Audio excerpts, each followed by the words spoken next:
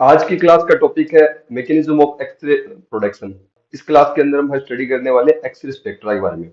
X ray का spectrum कैसे होता है, इसमें ब्रेमस्ट्रालन और कैरेक्टरिस्टिक्स एक्सरे का बेसिक इंट्रोडक्शन हमने कर लिया था। इसके बारे में कुछ और बातें आज आपको बताने वाला हूँ। तो चलिए चलते हैं हम टॉपिक की ओर। देखिए, एक्सरे स्पेक्ट्रम के जो पार्ट है, इसमें मैकेनिज्म ऑफ एक्सरे प्रोडक्शन के अंतर्गत हमने कई चीजें पढ़ ली थी। Interaction of particle with matter, यानी एक इलेक्ट्रॉन पार्टिकल वो क्या करता है, वो एटम के या जो टारगेट है टारगेट पर हिट करता है और उससे एक्सरे प्रोडक्शन होती है। यानी यहाँ पर पार्टिकल इलेक्ट्रॉन है और मैटर यहाँ पे क्या हो गया, टारगेट मटेरियल हो गया। इन दोनों के बीच में इंटरेक्शन होती है और इस इंटरेक्शन से कुछ इफेक्ट उत्पन्न होते हैं जो हमने पढ़ लिए थे। एक्साइटेशन, आयनाइजेशन, कैरेक्टरिस्टिक्स एक्सरे, ब्रेमस्टार्लिंग पढ़ लिया था। आज हम एक्सरे स्पेक्ट्रा के बारे में पढ़ने वाले हैं कि एक्सरे स्पेक्ट्रा क्या होता है, किस तरीके से होता है, इसके बारे में स्टडी हम करने वाले हैं। तो चलिए चलते हैं हम टॉपिक की ओर। देखिए, एक्सरे जो स्पेक्ट्रा के अंदर सबसे पहले चीज देखिए, एक्सरे जो होती है वो क्या होती है, जो एक्सरे एनर्जी होती है वो हेट्रोजीनस होती है। मतलब एक्सरे का जो स्पेक्ट्रम होगा या आपको एक्सरे ट्यूब के जो आउटपुट है, इस आउटपुट से आपको जो एक्सरेज मिलती है, ये एक्सरेज कोई एक एक ही मतलब जो एनर्जी की एक्सरेज नहीं होती। ये एक मिश्रण होता है, एक मिक्सचर होता है अलग अलग जो एनर्जी की एक्सरेज का या एक्सरे फोटोन का। तो ये क्या होती है, ये अगर इसकी नेचर देखी जाए तो ये हेट्रोजीनस होती है। ये क्या होता है, हेट्रोजीनस होता है। एक्सरे जो स्पेक्ट्रम है, इस स्पेक्ट्रम को हम दो भागों में बांटते हैं, इसको दो भागों में डिवाइड करते हैं। किस किस में, ब्रेमस्ट्रालन जो मैंने आपको बताया था, जो क्या होता है, इलेक्ट्रॉन और न्यूक्लियस के मध्य जो इंटरेक्शन होता है, उस इंटरेक्शन से जो एक्सरेज उत्पन्न होती है उन्हें ब्रेमस्ट्रालन कहते हैं। और ये भी बताया था जैसे कंटिन्यूस स्पेक्ट्रम कहते हैं। कंटिन्यूस स्पेक्ट्रम क्यों कहते हैं, क्योंकि देखिए इसके अंदर जो जीरो से लेके जो मैक्सिमम आपने जो जो वोल्टेज लगाया, उस वोल्टेज तक की सभी एक्सरे फोटोन क्या होता है उसके अंदर होता है। जैसे ये एक्सरे ट्यूब है, इस एक्सरे ट्यूब के किनारों पर आपने जो वोल्टेज अप्लाई किया है, जो वोल्टेज आपने अप्लाई किया है, तो उस अप्लाई वोल्टेज से उससे नीचे जीरो तक की सभी एक्सरेज का क्या होगा, एक मिक्सचर होगा। उसमें क्या होगा, एक मिक्सचर होगा, एक कॉम्बिनेशन होगा। इसलिए इसे क्या कहते हैं, कॉन्टिन्यूस स्पेक्ट्रम भी कहते हैं। और इसे व्हाइट स्पेक्ट्रम भी बोलते हैं। व्हाइट स्पेक्ट्रम क्यों बोलते हैं, इसे ये व्हाइट स्पेक्ट्रम इसलिए कहलाता है क्योंकि ये जो दृश्य प्रकाश है उससे समानता दर्शाता है। ये क्या होता है, दृश्य प्रकाश से समानता दर्शाता है। किस प्रकार समानता दर्शाता है, कि दृश्य प्रकाश क्या होता है, जो जिसके अंदर जो अलग अलग जो कलर्स है, उन कलर सभी कलर्स का मिक्सचर होता है। जैसे विबग्योर से देख सकते हैं हम, violet, indigo, red, yellow, orange वगैरह सारे कलर का मिक्सचर होता है। उससे क्या होता है कि वो व्हाइट लाइट बनती है। इसी तरह से इसमें अलग अलग वेवलेंथ की खूब सारी एक्सरेज होती है और उनके कॉम्बिनेशन से क्या होता है, ये इसमें जो स्पेक्ट्रम बनता है। कैरेक्टरिस्टिक्स एक्सरेज क्या कहलाती है, ठीक है। कैरेक्टरिस्टिक्स एक्सरेज क्या होती है, कैरेक्टरिस्टिक्स एक्सरेज के अंदर जो किसी भी एटम का एक अभिलाक्षणिक गुण होता है, वो निश्चित एनर्जी की एक्सरेज की अगर उत्पन्न करती है। और ये अगर आप स्पेक्ट्रम का जो ग्राफ देखो, ग्राफ पर आपको लाइंस के रूप में दिखेगी। देखो जहाँ यहाँ पे आप इन लाइंस को देख सकते हो, ये कैरेक्टरिस्टिक्स स्पेक्ट्रम कहलाती है। ये क्या कहलाती है, ये कैरेक्टरिस्टिक्स स्पेक्ट्रम कहलाती है। तो ये क्या हो गया, ये एक ग्राफ के रूप में मैंने आपको इस चीज को बताया है। आगे देखो, इंटेंसिटी, अगर हम ग्राफ प्लॉट करें तो ग्राफ के अंदर क्या होता है, ग्राफ के अंदर जो एक्सरे की जो इंटेंसिटी है, उस इंटेंसिटी को ये रिलेटिव इंटेंसिटी होगी, इसको एनर्जी के साथ में ग्राफ प्लॉट किया जाता है। प्लॉट करोगे, जैसे आपने एक्सरे ट्यूब के किनारों पर वोल्टेज लगाया तो उससे जो एक्सरे प्रोडक्शन होगा, तो आपने जो आपको फोटोन एनर्जी मिल रही है, जो इंटेंसिटी मिल रही है, उसको और उन फोटोन की एनर्जी को अगर बीच में ग्राफ खींचोगे तो इस तरह का ग्राफ आएगा। ये इस तरह का क्या आएगा, ग्राफ आएगा। ये ग्राफ क्या होता है, इस ग्राफ के अंदर जो एरिया होता है, ये फोटोन एनर्जी के प्रोपोर्शनल होता है, जितने फोटोन एनर्जी के प्रोपोर्शनल होता है। मैक्सिमम एनर्जी आपने जब अप्लाई की है, वो मैक्सिमम एनर्जी के फोटोन होंगे, वो हमें कम संख्या में मिलेंगे। कम एनर्जी के फोटोन हमें क्या होगा, ज्यादा संख्या के अंदर मिलेंगे। तो केवीपी यहाँ पे क्या है, मैक्सिमम जो हाईएस्ट एक्सरे एनर्जी है, जो इसके द्वारा निर्धारित होती है। देखो, कैरेक्टरिस्टिक्स यहाँ पे कैरेक्टरिस्टिक्स एक्सरेज है, उनको जो ब्रेमस्टालन एक्सरेज है इसके ऊपर सुपर इम्पोज किया गया है। इसमें क्या गया, सुपर इम्पोज किया गया है। और अगर हम अनफिल्टर्ड एक्सरे देखें, मतलब जिसका फिल्ट्रेशन नहीं किया गया, एक्सरे ट्यूब से डायरेक्ट निकले, मान लो एक्सरे ट्यूब से बिल्कुल भी एक्सरे एब्जॉर्ब नहीं हुई है, ट्यूब एनवलप से बनी हुई है, टारगेट से बनी हुई है। तो उसका ग्राफ मैं देखो यहाँ पे आगे मैं इसको अगर डॉट लाइन से आगे बढ़ाऊंगा तो ये अनफिल्टर्ड बीम का क्या हो गया, ग्राफ हो गया। ये इसके द्वारा दिया जा सकता है, ये जो कंटिन्यूस स्पेक्ट्रम कहलाएगा इसको। ये एक स्ट्रेट लाइन के ये क्या होता है कि स्ट्रेट लाइन या एक सीधी रेखा होती है, किस तरह से, ये इस तरह से सीधी रेखा है। और इस अनफिल्टर्ड बीम के जो स्पेक्ट्रम है इसको क्रेमर्स इक्वेशन के द्वारा दर्शाया जा सकता है। इसके द्वारा हम क्या कर सकते हैं, इसको समझा सकते हैं, जो क्या होती है आई इज इक्वल टू के जेड टी एम माइनस ई। देखिए आई तो क्या है, यहाँ पे ई एनर्जी के जो फोटोन है उसकी इंटेंसिटी है, एक निश्चित एनर्जी ई है, जिसके जिसकी जो कितने फोटोन है उन नंबर ऑफ फोटोन की संख्या, या फिर आप इसको इंटेंसिटी कह सकते हैं। उस जो फोटोन जिसकी हम बात करें उसकी एनर्जी ई है। मैक्सिमम एनर्जी कोई जो सबसे मैक्सिमम एनर्जी का फोटोन है उसकी एनर्जी क्या है, ईएम है। जेड यहाँ पर क्या है, एटॉमिक एनर्जी है। जेड क्या, एटॉमिक नंबर है सॉरी। और के कांस्टेंट है। इस कांस्टेंट इसके द्वारा हम अनफिल्टर्ड जो एक्सरे बीम है उसको बता सकते हैं। लेकिन प्रैक्टिकल अगर हम देखें तो हमें अनफिल्टर्ड एक्सरे बीम प्राप्त नहीं होती। हमें जो ग्राफ मिलता है वो ग्राफ इस तरह का मिलता है। वो ग्राफ किस तरह का मिलता है, इस तरह का मिलता है। क्यों, क्योंकि कुछ अमाउंट के अंदर जो एक्सरे ट्यूब का ग्लास एनवलोप है, टारगेट है, ट्यूब हाउसिंग है, वो क्या करेंगी, एक्सरेज को एब्जॉर्ब करेंगी। और 10 केवी किलो इलेक्ट्रॉन वोल्ट से जो कम एनर्जी की एक्सरेज है वो लगभग क्या होती है, एब्जॉर्ब हो जाती है। यानी ये वाला एरिया है, ये सारी क्या होती है, ये सारी एनर्जी की से फिल्टर हो जाती है। हमें इस तरह का ग्राफ मिलता है। इस ग्राफ में क्या होगा, इनिशियली हम देखें तो क्या होगा, जो फोटोन की एनर्जी है या इंटेंसिटी है वो बढ़ती है। फोटोन की इंटेंसिटी क्या बढ़ती है, वो बढ़ती, एनर्जी के साथ साथ जैसे जाओगे इंटेंसिटी क्या होगी, बढ़ती जाएगी। और उसके बाद में घटती जाती है और पीक किलो इलेक्ट्रॉन वोल्ट तक जाते थे, एकदम से कम हो जाती है।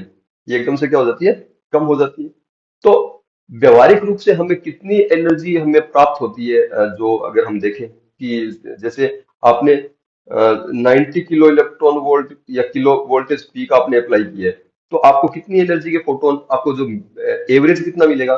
तो एक थंब रूल है कि आपको वन थर्ड से हाफ तक की एनर्जी मिलती है मैक्सिमम लगाए गए वोल्टेज से। जैसे 90 किलो वोल्टेज पीक लगाया तो आपको जो एनर्जी मिलेगी वो कितनी मिलेगी, वो आपको 30 किलो इलेक्ट्रॉन वोल्ट से 50 किलो इलेक्ट्रॉन वोल्ट तक मिलती है। वो मैक्सिमम एनर्जी का आपको वन थर्ड से हाफ तक आपको एनर्जी मिलती है। इतनी एफिशिएंट होती है एक्सरे जो ट्यूब होती है।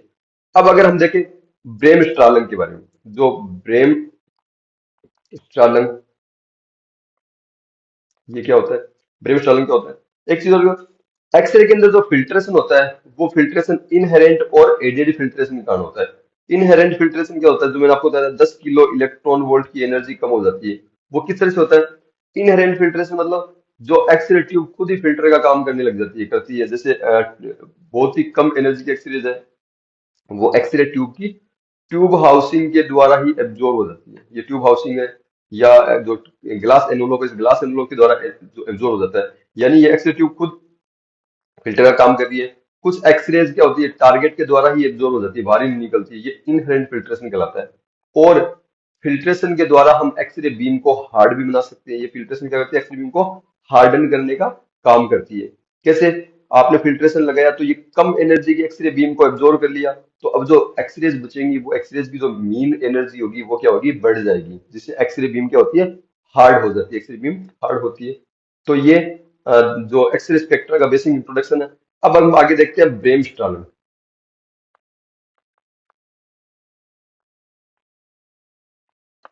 देखिए इसके अंदर क्या होता है, ये क्या होता है, ब्रेम स्ट्रालन क्या है, एक जर्मन वर्ड है। क्या है, जर्मन वर्ड। इसका मतलब क्या होता है, इसका मतलब होता है ब्रेकिंग रेडिएशन। ब्रेकिंग रेडिएशन किस तरीके से, देखिए एक जो इलेक्ट्रॉन है वो इलेक्ट्रॉन नाभिक की तरफ आ रहा है। तो मैंने आपको बताया था पिछली क्लास के अंदर, तो यहाँ पे जो नाभिक है उसके पास प्लस चार्ज है और इलेक्ट्रॉन के पास माइनस चार्ज है। तो ये यहाँ पे इनके गुलाम के जो फोर्स है, बल है, वो जो काम करेंगे अलग अलग नेचर की वजह से। प्लस और माइनस के अंदर क्या होगा, अट्रैक्शन फोर्स होगा, एक आकर्षण का बल लगेगा। तो ये इलेक्ट्रॉन पास से गुजरेगा तो ये नाभिक इसको क्या होगा, अपनी तरफ खींचेगा, आकर्षित करेगा। तो इस कारण क्या होगा, इसकी जो डायरेक्शन है, ये डायरेक्शन क्या है, डिफ्लेक्ट हो जाएगी थोड़ी सी, अपनी डायरेक्शन से दूसरी डायरेक्शन में चला जाएगा। और इसकी स्पीड भी कम होगी। इसकी स्पीड में कम होगा, इसकी एक्सीलरेशन में कमी आने से क्या होगा, जो इसकी एनर्जी है, काइनेटिक एनर्जी जो इसको दी थी, इस काइनेटिक एनर्जी के अंदर कमी आएगी। कमी आने से क्या होगा, जो इसकी जो एनर्जी बीम है वो क्या होगी, जो एनर्जी में कमी है वो रेडिएशन के रूप में बाहर निकलेगी, जो एक्स रेडिएशन के रूप में, एक्स रेडिएशन के रूप में ये होती है। अगर इसकी इसकी जो प्रोबेबिलिटी अगर देखें, जो वेलोसिटी में चेंज के कारण जो बीम निकल रही है, तो अगर हमने जो मान लो, देखिए ये कोई मेटर है, इस मेटर पे आपने इलेक्ट्रॉन बीम को आपने इसके ऊपर आपतित किया है, तो इसकी प्रोबेबिलिटी कितनी होगी? क्या हर एक इलेक्ट्रॉन ब्रेमस्टार्लिंग रेडिएशन प्रोड्यूस कर पाता है? तो देखिए इसकी प्रोबेबिलिटी 5 से लेकर 10% तक की होती है, बहुत ज्यादा प्रोबेबिलिटी नहीं होती, कम होती है, क्योंकि जो एटम का साइज बड़ा होता है और इलेक्ट्रॉन का साइज बहुत छोटा होता है। इलेक्ट्रॉन क्या होता है, वो इसको पूरे को, एटम को ऐसे कैसे इसको नाभिक को पार करके बाहर निकल जाता है। बहुत कम इलेक्ट्रॉन्स होते हैं जो ये प्रोबेबिलिटी दर्शाते हैं। तो ये प्रोबेबिलिटी क्या होते हैं, बहुत कम इलेक्ट्रॉन ही इसको दर्शा पाते हैं। तो देखिए इसको प्रोबेबिलिटी को हम किस तरह से देते हैं? इसकी प्रोबेबिलिटी को हम देते हैं पी, अगर प्रोबेबिलिटी हो तो जेड इंटू के वीपी का स्क्वायर। प्रोबेबिलिटी क्या होती है? इसके परमाणु क्रमांक के समानुपाती होती है, और जो केवीपी है उस केवीपी की 2 घात के समानुपाती होती है, और ये लगभग 1 से 5% होता है। आपको पता है केवीपी क्या होता है? केवीपी एनर्जी के जो डायरेक्टली समानुपाती होता है, इसलिए इसकी एनर्जी, प्रोबेबिलिटी इसकी एनर्जी पर भी डिपेंड करती है। अब ये जो जो ब्रेम स्टार्लिंग है, ये किसके द्वारा डिटरमाइन होता है? तो ये डिटरमाइन होता है डिस्टेंस के द्वारा, कि इलेक्ट्रॉन कितना नाभिक के पास से गुजरे। कैसे? जैसे मैं आपको यहाँ पे बताता हूँ।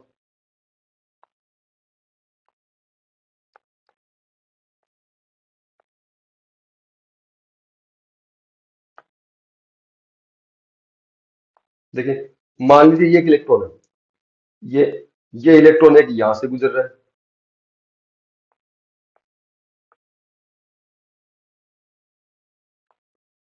3 इलेक्ट्रॉन है। एक इलेक्ट्रॉन यहाँ से गुजरेगा और ये इसकी इस तरह से डिफ्लेक्ट होगा, दूसरा इलेक्ट्रॉन यहाँ से गुजरेगा, ये से डिफ्लेक्ट होगा, और तीसरा इलेक्ट्रॉन यहाँ से गुजरेगा, इस तरह से डिफ्लेक्ट होगा। तो तीनों, एक इलेक्ट्रॉन पास में है, दूसरा सबसे दूर है, और तीसरा मीडिएट इंटरमीडिएट है। तो जो सबसे दूर इलेक्ट्रॉन गुजर रहा है, इस इलेक्ट्रॉन के ऊपर जो नाभिक से जो आकर्षण बल होगा वो क्या होगा? बहुत ही कम होगा। आकर्षण बल क्या होगा? कम होगा। इसके कारण इसकी जो काइनेटिक एनर्जी है, काइनेटिक एनर्जी में कमी कम आएगी, और इसका डिफ्लेक्शन भी क्या होगा? कम होगा। ये इलेक्ट्रॉन सीधा पार निकल जाएगा। इस तरह की जो इंटरेक्शन होने की संभावना बहुत ज्यादा होती है। इसलिए आप जब ब्रेम स्टार्लिंग के जो आप जो इसका जो ग्राफ देखोगे, इस ग्राफ के अंदर आपको, देखिए जैसे मैंने ये ग्राफ बना दिए, इस ग्राफ के अंदर आपको जो लो एनर्जी की एक्सरेज है, ये लो एनर्जी की एक्सरेज आपको क्या मिलती है? ये ज्यादा इंटेंसिटी की आपको मिल रही है, इनकी इंटेंसिटी बहुत ज्यादा है। ये लो एनर्जी की एक्सरेज है इनकी। क्यों? क्योंकि दूर से गुजरते समय लो एनर्जी की एक्सरेज ज्यादा बनाई। अगर एक कोई इलेक्ट्रॉन ना दिखे, बहुत ज्यादा पास से गुजरता है, तो इस पर जो जो कूलाम के फोर्स है, जो अट्रैक्शन फोर्स है, वो बहुत ज्यादा जो इस पर काम करते हैं, कार्य करते हैं। इससे इसकी काइनेटिक एनर्जी के अंदर लॉस क्या होता है? इसकी काइनेटिक अंदर लॉस मैक्सिमम होता है। लॉस मैक्सिमम होने से क्या होगा? जो एक्सरे फोटोन है वो क्या होगा? जो उसकी जो एनर्जी है वो क्या होगी? बहुत ज्यादा होगी। लेकिन इसकी संभावना बहुत कम होती है कि कोई इलेक्ट्रॉन नाभिक के पास से, बहुत पास से गुजरे। इसलिए देखो, ज्यादा एनर्जी के एक्सरे फोटोन है, उनकी संख्या क्या है? बहुत कम है। इतनी है, इतनी है ये। अगर आप जैसे जैसे आगे बढ़ोगे तो उसकी संख्या क्या होती जाएगी? बहुत ही कम होती जाएगी। इसलिए हाई एनर्जी के एक्सरे फोटोन कम निकलते हैं। और जो इंटरमीडिएट है, जो बीच बीच में इन दोनों के बीच में उनकी डिस्टेंस है, नाभिक से दो इलेक्ट्रॉन गुजरने वाले की दूरी है, वो क्या है? बीच की है। तो उसमें वो उसकी संभावना क्या होगी? और भी कम होगी। यानी बीच वाले होगी इसलिए इससे और इसके जस्ट बीच में होंगी, इनकी जो इंटेंसिटी होगी वो इंटरमीडिएट इंटेंसिटी होगी। इसकी क्या होगी? इंटरमीडिएट इंटेंसिटी होगी। और मैक्सिमम वाले की संभावना तो लगभग 5% तक ही होती है, कि 100 में से 5 इलेक्ट्रॉन होते हैं जो नाभिक के बहुत ज्यादा पास से गुजरते हैं। और कुछ इलेक्ट्रॉन तो ऐसे होते हैं जो नाभिक से सीधी टक्कर करते हैं, एकदम से नाभिक के जस्ट सीधे साइड में जाते हैं। और वो क्या होते हैं? सारी काइनेटिक एनर्जी को नाभिक को उनको का उसमें क्या होता है? लॉस हो जाता है। जिससे क्या होता है? काइनेटिक एनर्जी लॉस होने से क्या होगा? मैक्सिमम एनर्जी का फोटोन निकलता है। ब्रेम स्टार्लिंग क्या होता है? उसके अंदर मैक्सिमम एनर्जी का निकलता है। इसकी संभावना बहुत कम होती है।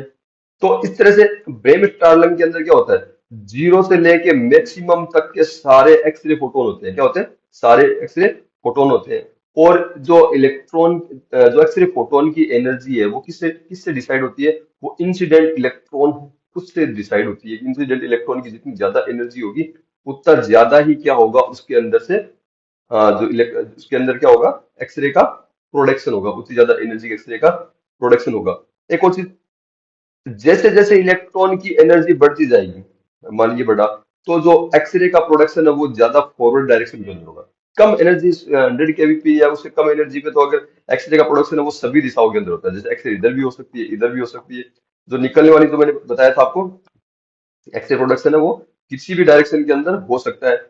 लेकिन जैसे आप 100 केवीपी से ज्यादा आगे बढ़ते जाओगे तो एक्सरे का प्रोडक्शन मोर फॉरवर्ड डायरेक्शन में होगा, आगे की दिशा के अंदर ज्यादा एक्सरेज निकलेगी। डायग्नोस्टिक रेडियोलॉजी के अंदर ये बहुत इंपॉर्टेंट है, इसका बहुत ही फायदा है।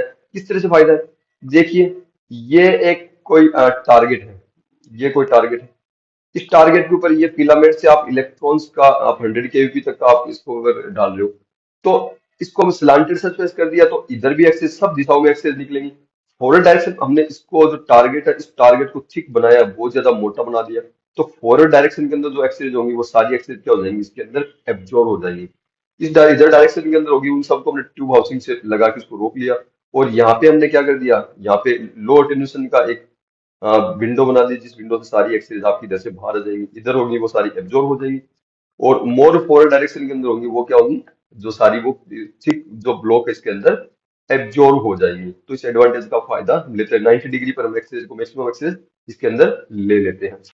एक और चीज, कैरेक्टरिस्टिक्स एक्सरेज के बारे में,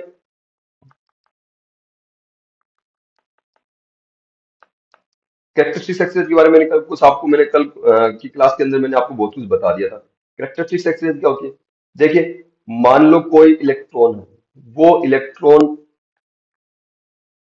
जो मैंने आपको बताया था, ये नाभिक है, ये फर्स्ट कक्षा के एल और एम, इस तरह की ये कक्षाएं होती हैं, अलग अलग कक्षाएं। और इन कक्षाओं में इलेक्ट्रॉन क्या होते हैं, घूम रहे हैं इसके चारों तरफ, जैसे के सेल के अंदर। ये एक इंसिडेंट इलेक्ट्रॉन के पास इतनी एनर्जी हो कि वो इस इलेक्ट्रॉन को आके इसको दे दे, और ये इलेक्ट्रॉन यहाँ से क्या हो जाए, इजेक्ट हो जाए। ये इलेक्ट्रॉन यहाँ हो गया, ये इलेक्ट्रॉन हो गया, तो यहाँ पर क्या होगी, एक वैकेंसी क्रिएट होगी। इस वैकेंसी को एल सेल का इलेक्ट्रॉन भी भर सकता है और एम सेल का इलेक्ट्रॉन भी भर सकता है। मैंने आपको ये चीज बता दी थी, ये इसको, ये कोई भी हो सकता है। मान लो इस इलेक्ट्रॉन, ये इसकी एनर्जी ई है, ई के इसकी एनर्जी है, जो इंसिडेंट इलेक्ट्रॉन की एनर्जी ई है। और जो इलेक्ट्रॉन, ये इंसिडेंट हो गया, और जो इलेक्ट्रॉन, ये जैसे ये इलेक्ट्रॉन आया, ये यहाँ से सीधा चला गया, इसकी एनर्जी ई की है। और यहाँ पे अब एम सेल का इलेक्ट्रॉन इसके अंदर ये जंप करेगा, तो इस जंप करने वाले इलेक्ट्रॉन की जो जंप किया तो यहाँ पे क्या होंगी, एक्सरेज निकलेंगी इसकी जगह। जो इन दोनों की एनर्जी का अंतर होता है वो एक्सरेज होगी। उसका एक्सरे फोटोन, उसकी एनर्जी मान लो एच न्यू है, तो जब एक्सरे फोटोन की एनर्जी एच न्यू है, एच न्यू बराबर क्या होगा, जो इंसिडेंट फोटोन की एनर्जी है ई, माइनस जो इजेक्टेड जो इलेक्ट्रॉन की एनर्जी है, इंसिडेंट इलेक्ट्रॉन की एनर्जी ई होगी, इजेक्टेड इलेक्ट्रॉन की एनर्जी ई क्या होगी, इन दोनों का डिफरेंस ये क्या हो गया, आपके एक्सरे फोटोन की एनर्जी होगी। ये क्या हो गया, इस एक्सरे फोटोन की एनर्जी के इलेक्ट्रॉन इसके अंदर निकलेंगे। देखिए, कई चीजें इसके अंदर, सबसे पहले तो चीज ये कि जो के सेल का इजेक्शन ही क्यों जरूरी है, क्योंकि के सेल का इजेक्शन होगा तो ही जो एक्सरेज होंगी वो क्या होंगी, इतनी सफिशिएंट एनर्जी की होंगी कि वो एक्सरे ट्यूब के बाहर आ पाए। मान लो आपके एम सेल से, मान एल एक इलेक्ट्रॉन, जैसे एल सेल के अंदर इलेक्ट्रॉन था, ये बाहर रिजेक्ट हो गया, और इसको भरने के लिए एम सेल का इलेक्ट्रॉन यहाँ पे जंप करेगा। तो इस जंप के, इस ट्रांजिशन के द्वारा भी क्या होगा, इसके द्वारा भी इलेक्ट्रोमैग्नेटिक रेडिएशन निकलेगा, एक्सरेज निकलेंगी, लेकिन वो बहुत ही कम एनर्जी की होंगी। और वो क्या होंगी, ट्यूब हाउसिंग या जो एक्सरे ट्यूब का ग्लास एनवलप उसके द्वारा एब्जॉर्ब हो जाएंगी, वो बाहर नहीं आ पाएंगी। यानी ये कोई ज्यादा इंपॉर्टेंस वाली चीज नहीं है। सबसे इंपॉर्टेंस वाली कौन सी है, कि आपका जो के ट्रांजिशन होता है वो इंपॉर्टेंट होता है।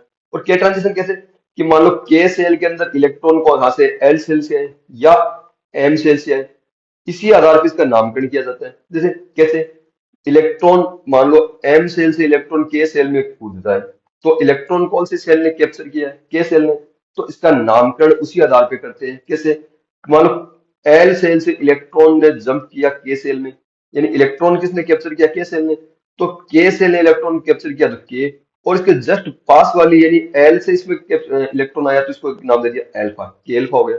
अगर इससे आगे वाली सेल से के में इलेक्ट्रॉन ट्रांजिशन करता है तो कैप्चर यहाँ पे के ने किया है, और दूसरी कक्षा से आया तो इसको क्या कह देंगे हम, के बीटा। और मान लीजिए जैसे, जैसे ये नाभिक है और इसकी ये के सेल होगी, ये एल सेल होगी। इसके अंदर दो इलेक्ट्रॉन है, जो फर्स्ट में हो गई 1s2, ये हो गया। सेकंड के अंदर हो गया 2s2। पहला इलेक्ट्रॉन इसके अंदर जाएगा तो इसको हम कह देंगे के एल्फा वन, जो ये एल सेल से के में गया है। दूसरा इलेक्ट्रॉन, ये दूसरा वाला इलेक्ट्रॉन अगर ये भी इसमें जंप करता, मान लो दो वैकेंसी होगी, तो इसको हम बोल देंगे के एल्फा टू। तो इस तरह से इनका इलेक्ट्रॉन्स जो जंप करते हैं, इनका नामकरण किया जाता है के एल्फा वन, के एल्फा टू, या के बीटा वन। जो एम सेल से जो पहला इलेक्ट्रॉन आएगा, अगर दूसरा इलेक्ट्रॉन भी उसी सेल से आता है तो के बीटा टू इस तरह से हो जाएगा। और ये क्या होता है, ये मतलब एक कैरेक्टरिस्टिक्स होती है हर एक एटम की, जो उसके एटॉमिक नंबर पे डिपेंड करता है कितनी एनर्जी का होगा। और डायग्नोस्टिक एनर्जी में देखें, डायग्नोस्टिक एनर्जी रेंज में के एल्फा वन, के एल्फा टू और के बीटा वन, बस इतने ही इंपॉर्टेंट होते हैं। यही एनर्जी होती है जो एक्सरे प्रोडक्शन के लिए या इमेज फॉर्मेशन के लिए जरूरी होती है। ये सफिशिएंट होती है, ये जरूरी होती है। एक और चीज, के जो के सेल ट्रांजिशन के अलावा जो दूसरे ट्रांजिशन है, जैसे एम सेल से इलेक्ट्रॉन एल में आया है, वो हम बिल्कुल भी जो इम्पोर्टेंट नहीं होते, क्योंकि उनकी एनर्जी क्या होती है, बहुत ही कम होती है। वो विंडो, जो एक्सरे ट्यूब की विंडो है और फिल्टर है, उनके द्वारा एब्जॉर्ब हो जाते हैं। और इसके अलावा एक और इम्पोर्टेंट चीज मैं आपको बताता हूँ, ये बहुत ही इंपॉर्टेंट है। देखिए वो क्या है कि जैसे ये एक इलेक्ट ये जैसे के सेल के अंदर ये कोई इलेक्ट्रॉन है, ये इलेक्ट्रॉन तभी बाहर निकलेगा जब इंसिडेंट इलेक्ट्रॉन की एनर्जी, जो एनर्जी है, वो इस के सेल की बाइंडिंग एनर्जी से ज्यादा हो, बाइंडिंग एनर्जी ज्यादा हो। जैसे टंगस्टन के लिए मैंने आपको कल की क्लास में बताया था, टंगस्टन के लिए 69.5 किलो इलेक्ट्रॉन वोल्ट होता है। टंगस्टन के लिए कितना होता है, 69.5 किलो इलेक्ट्रॉन वोल्ट होता है।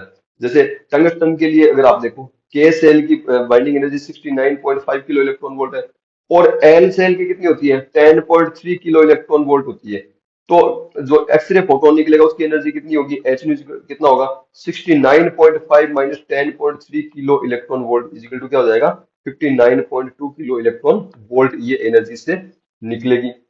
तो ये इसका टू होता है या थ्री होता है, इतना लगभग इसके आसपास होता है। जैसे 10.2 होता है, और ये 10.2 हो जाएगा, ये 59.3 एग्जैक्ट ये वैल्यू होती है। जो के सेल की जो इलेक्ट्रॉन की एनर्जी कितनी हो जाएगी, 59.3 किलो इलेक्ट्रॉन वोल्ट। तो इलेक्ट्रॉन, जो के सेल का इलेक्ट्रॉन तब तक बाहर नहीं आ सकता टंगस्टन के लिए, जब तक इंसिडेंट जो इलेक्ट्रॉन है इसकी एनर्जी 69.5 किलो इलेक्ट्रॉन वोल्ट से ज्यादा ना हो। इससे कम एनर्जी पे बाहर नहीं आएगा। क्यों? क्योंकि इलेक्ट्रॉन को जो इस कक्षा से बाहर निकालने के लिए जितनी मिनिमम एनर्जी, जिस एनर्जी से बंधा हुआ है, उससे ज्यादा एनर्जी तो देनी होगी। उस एनर्जी से क्या होगा, अगर मान लो आप 69.5 किलो इलेक्ट्रॉन वोल्ट ही देते हो, तो उस एनर्जी से क्या होगा, ये बाहर नहीं निकलेगा, ये यहाँ पे अस्थिर हो जाएगा, इसको एनर्जी मिल जाएगी, ये यहाँ पे फ्री हो जाएगा। और इससे ज्यादा जितनी भी एनर्जी है, वो एनर्जी इसको बाहर निकालने के लिए काइनेटिक एनर्जी के रूप में इसको मिल जाती है। ये एनर्जी क्या कहलाती है, ये थ्री एनर्जी कहलाती है, या देहली एनर्जी, जिसको THRESHOLD, थ्री बोलते हैं इसको, देहली एनर्जी बोलते हैं। ओके। टंगस्टन के लिए क्या होती है, टंगस्टन के लिए 69.5 किलो इलेक्ट्रॉन वोल्ट होती है। के सेल के इलेक्ट्रॉन को निकालने के लिए आपको मिनिमम इतनी एनर्जी की आवश्यकता तो इसको होगी ही होगी। मेमोग्राफी ट्यूब में हम जो मोलिब्डेनम का टारगेट काम में लेते हैं, लो एनर्जी का एक्सचेंज काम में लेते हैं, तो वहां पे इंसिडेंट जो इलेक्ट्रॉन है, उस इंसिडेंट इलेक्ट्रॉन की एनर्जी 20 किलो इलेक्ट्रॉन वोल्ट तो आपको कम से कम देनी ही होगी उसके अंदर। और साथ में रोडियम के टारगेट भी बनाते हैं, तो रोडियम के लिए एनर्जी 23.2 किलो इलेक्ट्रॉन वोल्ट आपको एनर्जी इसके अंदर देनी ही होगी इसके अंदर, तब जाके इलेक्ट्रॉन बाहर आएंगे। ये इसके अंदर क्या होगा।